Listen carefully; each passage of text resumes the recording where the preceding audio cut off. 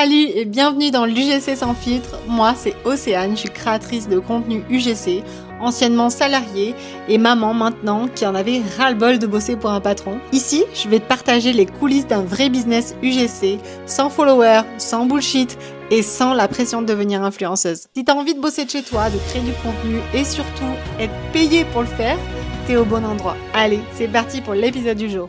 Donc, on va parler de pourquoi tu n'as toujours pas de collab et pourquoi c'est absolument pas ta faute.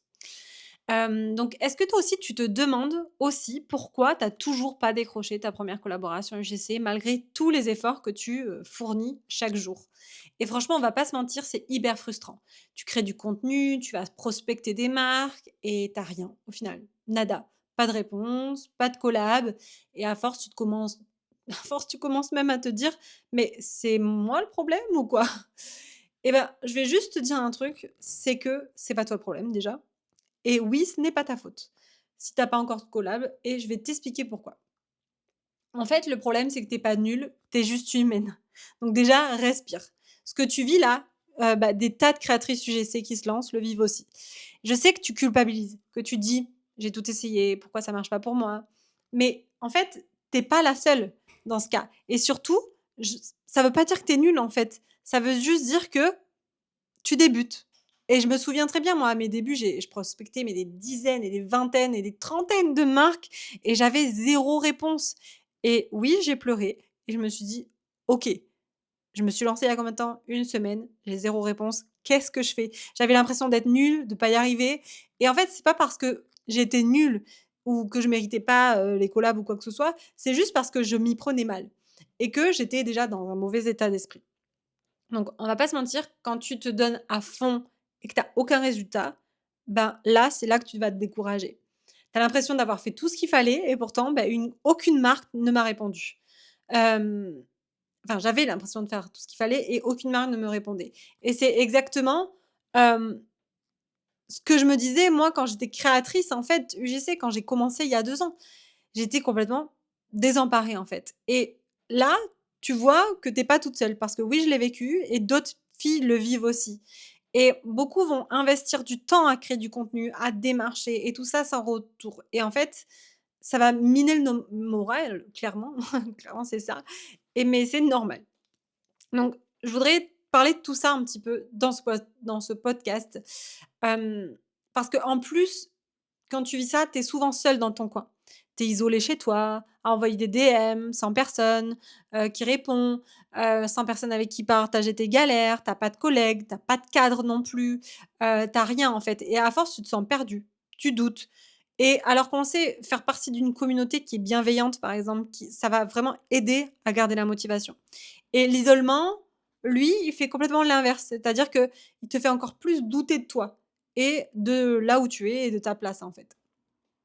Et il y a aussi ce manque de confiance en toi qui va pointer le bout de son nez.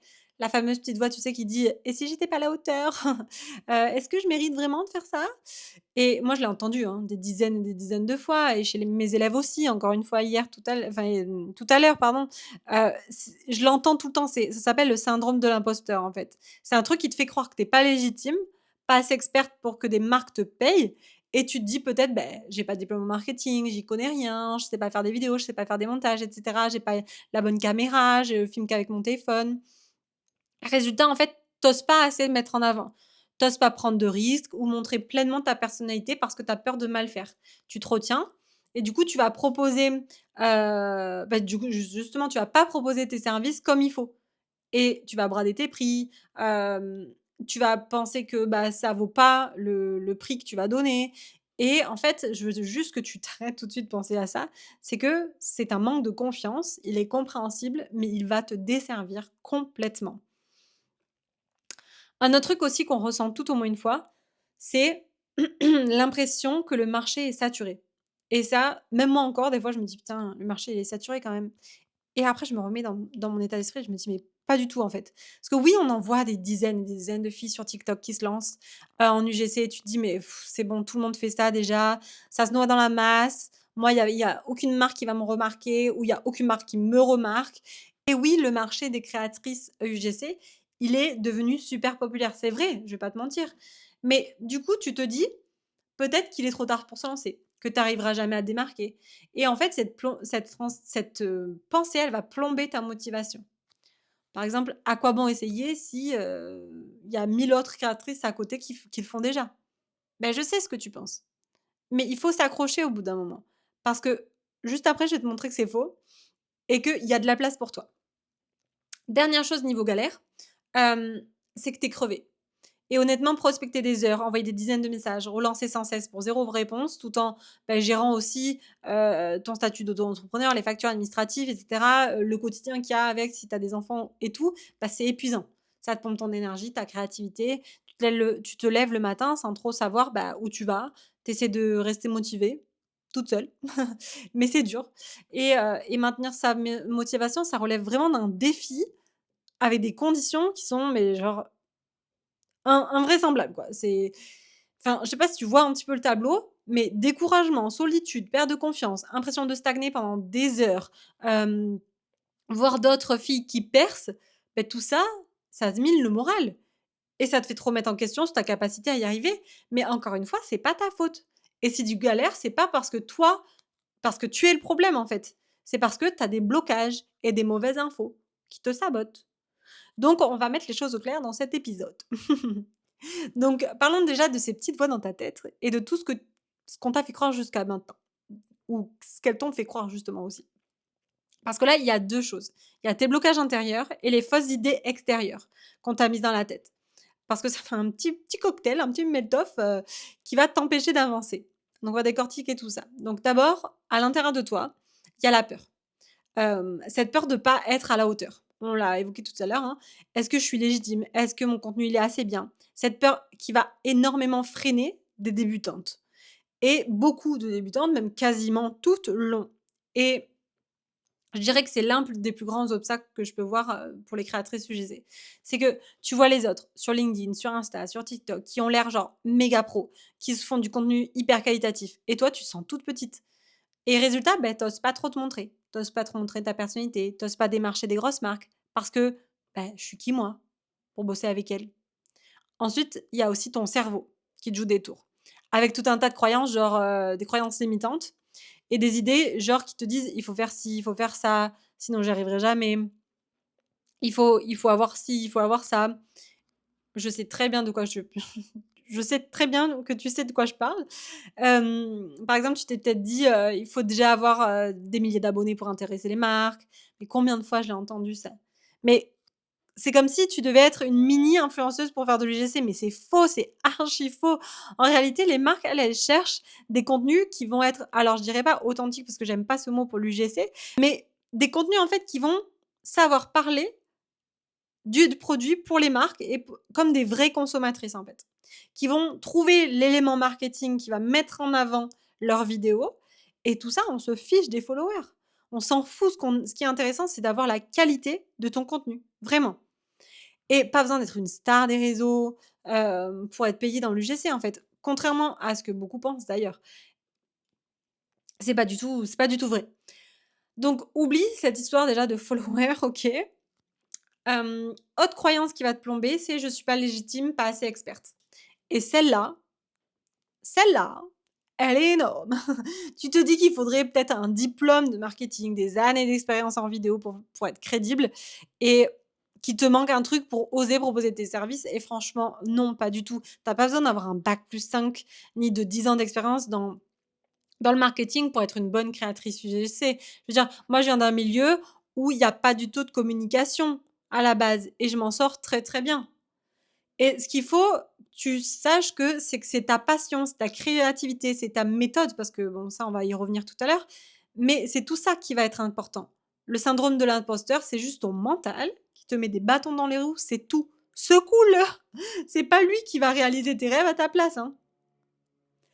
Peut-être aussi que tu vas te dire: «Mon profil, mon style conviennent pas aux marques» ou «Je suis trop ci, je suis pas assez cela».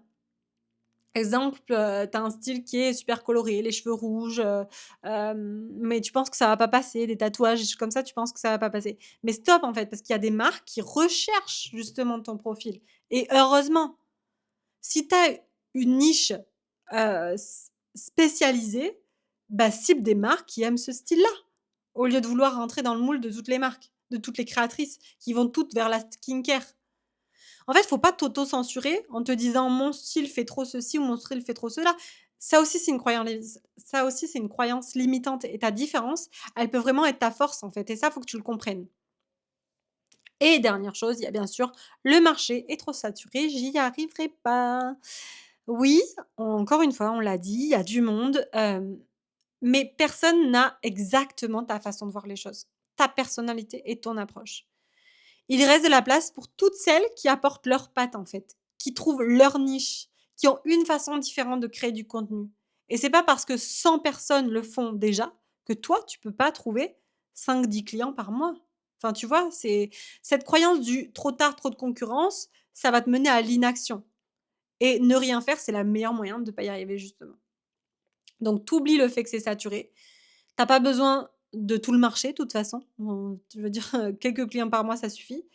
Tu as juste besoin de quelques collaborations et elles sont là, à ta portée.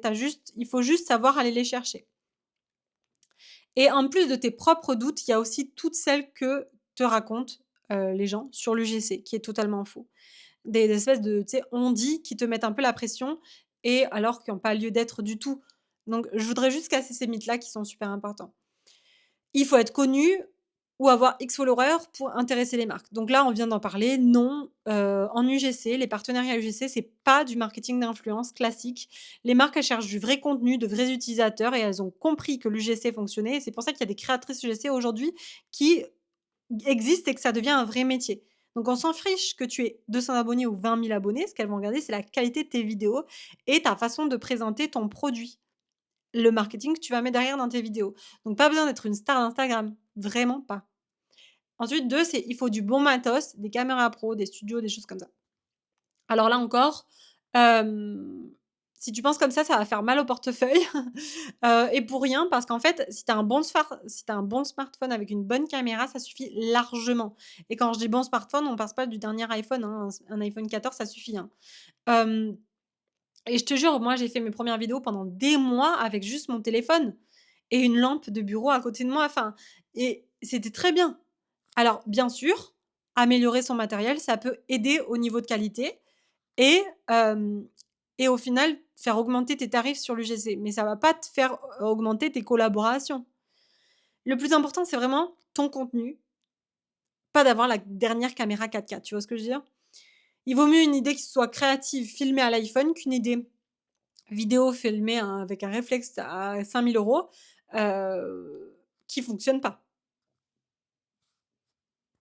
Donc ne te dis pas: «Est-ce que j'ai le bon matos?» Si tu veux réussir, tu prends ton téléphone et tu y vas. Ensuite, troisième chose, c'est il faut travailler, accepter de travailler gratuitement au début pour se faire connaître. Et je dirais oui et non. La collaboration gratuite, ça se fait sur 3 maximum collaborations. Le reste, c'est non, non, non et non. Tu ne dois pas bosser gratuitement pour faire tes preuves ou pour, te lancer ou quoi que ce soit. Les 3 vidéos, ce sera pour enrichir ton portfolio, pour comprendre le processus avec des marques, pour avoir des retours clients à mettre dans ton portfolio, c'est tout. Ensuite, on ne veut pas faire notre preuve, c'est bon. Si vraiment tu débutes, tu fais des collaborations comme je t'ai dit 3 fois, mais ensuite c'est fini. Et tu choisis bien tes collaborations gifting. Tu vas pas choisir des petites marques comme ça où tu t'en fous des produits. Tu choisis un beau truc, tu négocies le fait que tu aies beaucoup de produits en échange. Voilà, ça se fait pas comme ça. Et beaucoup pensent qu'il faut forcément passer par là, à faire 10-15 collabs en gifting. Et non, c'est pas vrai. Parce que si tu acceptes tout en gratuit, dans leur tête, tu deviens la fille qui ne se fait pas payer. Et pour sortir de cette image-là, après, c'est une galère. D'accord? Donc, accepter des missions gratuites ou trop faiblement payées aussi, il y a ça aussi, hein. Par manque de confiance en toi, c'est un piège déjà pour toi, mais aussi pour toute la communauté des créatrices. Parce que si toi, tu as envie d'en vivre et de faire 3 000, 4 000 € par mois en tant que créatrice UGC, tu n'arriveras jamais si tu fais partie de ces filles-là qui acceptent 50 € une collaboration. Donc maintenant, tu valorises ton contenu, même si tu es débutante. Et ton temps et ta créativité ont de la valeur. Point. Et ton image aussi. Quatrième point, c'est si ça marche pas tout de suite, c'est que je suis pas faite pour ça. Alors ça, c'est faux, les filles, c'est faux. Ça prend du temps de se lancer dans une activité UGC. Personne décoche 5 collaborations payantes en une semaine en partant de zéro. Si au bout d'un mois, tu pas de réponse, c'est pas un signe de l'univers que tu dois abandonner. C'est juste que tu peut-être pas trouvé les bonnes accroches, la bonne façon de pitcher, la bonne façon de créer tes vidéos, ton portfolio, etc. Ne te condamne pas trop vite, en fait. En mode, bon, bah, je suis nulle, j'arrête. Ceux qui réussissent sont ceux qui persistent, encore une fois, je le dis, et qui apprennent de leurs erreurs. Pas ceux qui avaient de la chance, entre guillemets, dès le premier jour, ok? Donc, voilà. Toutes ces idées reçues, tu vas les oublier et elles te font te remettre en question. Et c'est pas ça qu'on veut. C'est un problème. C'est pas toi, en fait. C'est pas toi qui est la problématique. C'est ce qu'on t'a fait croire. C'est ce qu'on t'a appris au fil du temps. Maintenant, tu vas déconstruire ces idées-là et tu vas changer les choses complètement. Donc, je vais te montrer comment changer. Donc, on a bien cerné de pourquoi tu galères. Donc, pas parce que tu es incapable, mais parce que tu as des peurs, des croyances limitantes et probablement un manque de méthode. La bonne nouvelle, c'est que ça se change tout ça. Et il y a une petite voix qui va te dire non, c'est pas possible. Moi, je te donne la grande voix qui va te dire oui, il y a une autre voie pour décrocher des collaborations. Une façon de faire qui est plus structurée, plus accompagnée, plus humaine et qui peut vraiment faire la différence. Je vais t'expliquer. Structurer déjà, ça veut dire quoi? Ça veut dire arrêter de bosser au petit bonheur la chance et mettre en place une stratégie. Par exemple, améliorer ton portfolio pour qu'il claque vraiment et qu'il montre exactement ce que les marques veulent voir et qui attendent de toi. C'est justement moi ce que j'apprends aussi dans la formation que j'ai. On en reparlera à un autre moment, mais les marques, elles attendent certaines choses et quand tu débutes et que tu te lances toute seule, eh ben, souvent, tu ne sais pas ce qu'elles attendent les marques. Donc tu te lances à faire un portfolio sans vraiment savoir ce qui se passe derrière. Il va falloir apprendre à démarcher aussi efficacement, sans spammer 50 marques n'importe comment, parce que copier-coller le même message générique à tout le monde, on est d'accord, ça marche moyen. Et les marques, elles reçoivent tellement de sollicitations que si tu pas personnel et authentique, ben, ça file direct à la trappe. À la place, tu vas apprendre à cibler les bonnes marques pour toi, à personnaliser tes messages pour montrer que tu connais la marque et que tu peux lui apporter ce que tu peux lui apporter. Bref, en fait, à te vendre intelligemment sans passer pour une spammeuse désespérée. Et crois-moi, quelques ajustements dans ta façon de faire peuvent tout changer complètement. Donc, structurer, ça veut dire aussi savoir fixer ses tarifs, poser des conditions dès le départ. Donc, oui, il faut savoir le faire et même quand tu n'as pas encore de collab, je dirais. Beaucoup de débutantes, en fait, elles osent pas parler d'argent ou de délai ou quoi que ce soit. Mais en fait, après, il y a des malentendus, du contenu utilisé sans payer, et cetera. Et en fait, on veut plus que ça. On veut avoir quelque chose qui soit structuré, avec la bonne approche, dès le premier contact, avec la marque. Et tu sais comment encadrer les choses proprement, comme une vraie prestataire, en fait, une freelance. Et le résultat, à la fin, c'est que tu gagnes du temps, tu évites les mauvaises surprises et tu te fais respecter enfin. Quand je disais accompagner humaine, ça veut dire être plus, comment dire? Ça veut dire non, ne plus être toute seule dans ton coin, à galérer. Honnêtement, quand tu rejoins une communauté, quand tu as un mentor, ça change complètement une vie. Quand tu as un coup de mou, quand il y a quelqu'un qui te répond pas, quand tu sais pas quoi dire, il y a toujours quelqu'un qui va te rebooster, en fait. Quand tu as une question bête, qui n'est jamais bête d'ailleurs, mais il y a quelqu'un pour te répondre.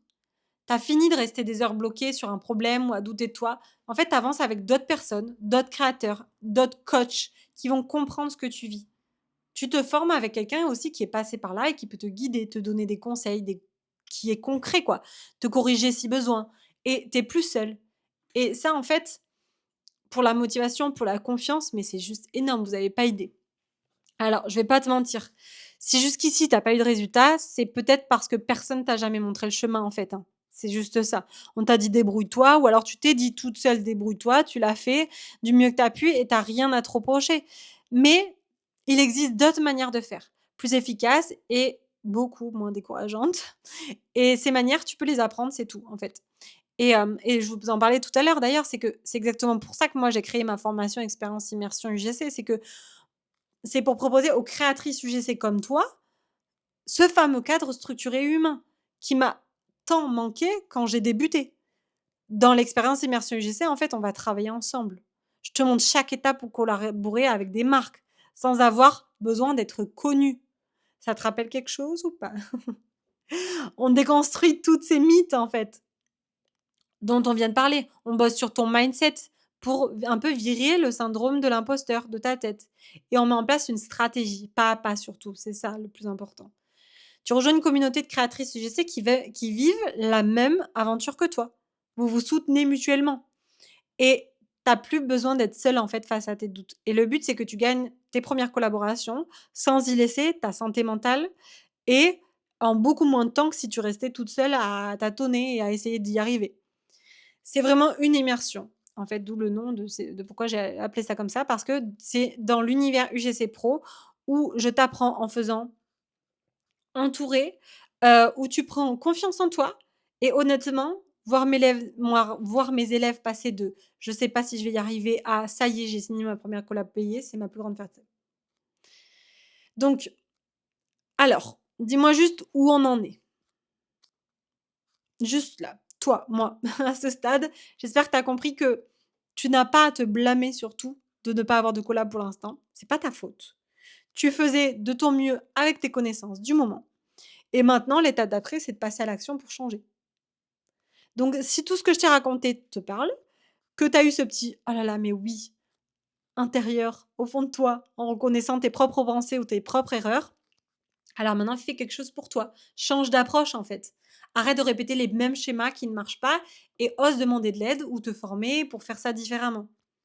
Je t'invite par exemple à venir, m'en parler en DM.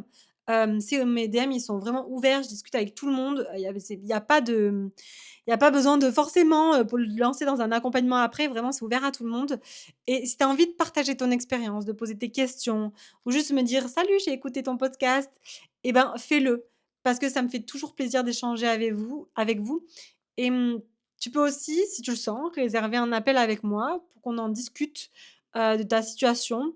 On verra aussi tes blocages et comment débloquer tout ça justement ensemble. Il y a aucune obligation derrière, on peut faire connaissance et voir si je peux t'aider. Donc bien sûr, si tu es chaude, bouillante et que tu te dis que tu as envie de changer tout de suite, tu peux rejoindre aussi l'expérience immersion UGC. Comme je t'ai dit, c'est ma formation qui est complète pour t'emmener de galère totale à «j'ai mes premières collaborations payées».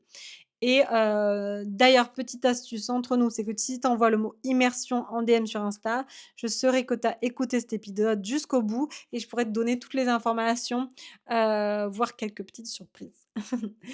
Allez, franchement, on y va, c'est pas toi le problème, c'est la méthode et la méthode ça se change, ça s'apprend et tu as tout ce qu'il faut en toi pour réussir, ça surtout ne l'oublie pas. Il te manque juste le mode d'emploi en fait, c'est tout et le soutien pour t'épauler. Donc arrête de culpabiliser surtout, c'est super important. Relève la tête, fonce. Ah oui, et aussi j'avais une dernière question pour toi. Je voulais savoir, c'est pour quand tes premières collaborations? Parce que moi je dis ça, mais ça peut bientôt t'arriver à partir du moment donné où tu y crois et où tu passes à l'action. Parce que tu mérites de réussir et je suis là pour t'aider à y arriver. Alors maintenant, go décrocher tes premières collaborations et ça t'attend tout de suite. Allez go! Et n'oublie pas, c'est pas toi le problème.